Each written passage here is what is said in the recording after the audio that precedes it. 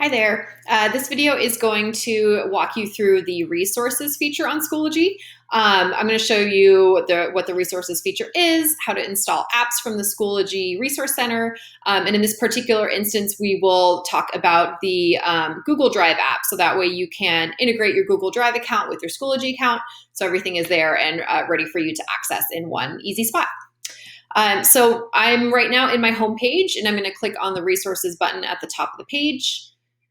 Resources is your personal library of materials. So here you can see in my homepage, I have my personal resources. These are materials and units that I've added just so that way I can access them and share them out. So you see some Schoology things here.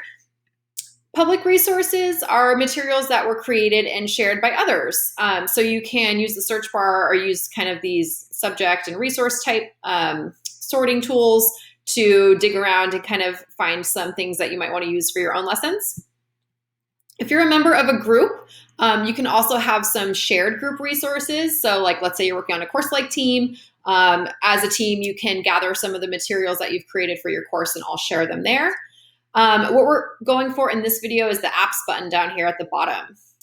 You'll get this little pop-up just kind of reminding you about connecting, sharing information when you install some apps, and we want to click on I agree. And then as you can see, there's a bunch of different resource apps that you could install. We might talk about some of them in later videos, but for now, we're going to link our Google Drive resource app and install that. So we click install. And there we go. There is my Google Drive all ready to access.